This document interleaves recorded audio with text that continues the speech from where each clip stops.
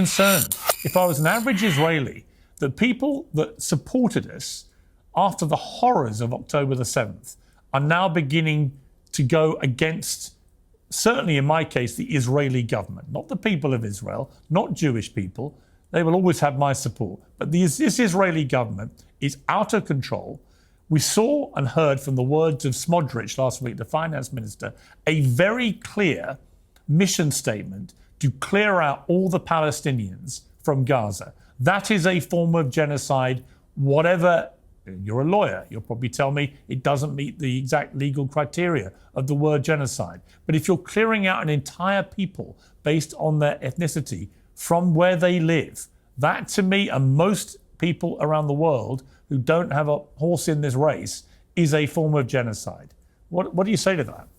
Well, Piers, I'm particularly glad of the opportunity to come on, not before time, and address so much of this misinformation, which seems to be at the core, not just of your shift, but what is a marked shift in the public discussion of this topic. And it is, of course, because of the abuse, the haranguing, the mockery, and the threats and the intimidation that so many people are falling into the easy line. Well, that's not why I've changed my mind. Well, I don't give a damn about who threatens me or how they threaten me or how they mock and abuse me. Listen, I was getting all that long before this war, so I get it on pretty much any debate I ever had. That's fine. I'm a big boy. So please don't misconstrue anything that I have done in terms of a pivot in the way I view this with anything to do with being threatened into it, bullied into it, or cajoled into it, because that would be ridiculous. Because you've been clear that this is because of the change in the narrative around this. And I hope I'll have the opportunity, and you'll allow me the opportunity to address some of this false information. And there is a great deal of it.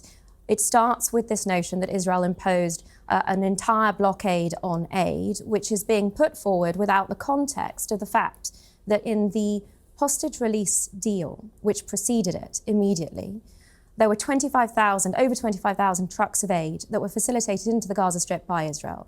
The estimates that I have seen is that that should have been a stockpile of between 5 to 6 months of food and humanitarian assistance. Some estimates are in the region of 8 months. Where did that aid go? That is the question I would expect reasonable people without an agenda here to be asking.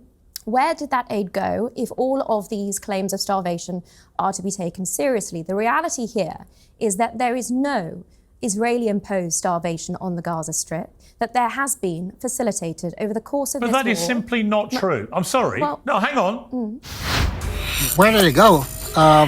Went to the people. It's probably gone by now. People are starving. What are you talking about, lady? Where did the aid go? It probably need another 6 months. Or a year's worth. With all damage that's been done to them. This lady, come on. And there's no starvation. I'm glad Piers called that out. She's just, man, come on, lady. You're so dishonest. Anyone with ears and eyes, like I always say, knows what's going on here.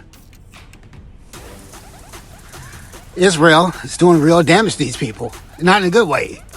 Some people need real damage done to them. And Hamas, they needed real damage done to them. But these average Gazan, Palestinian people don't deserve this. But we're going to have more on this. Thanks for watching.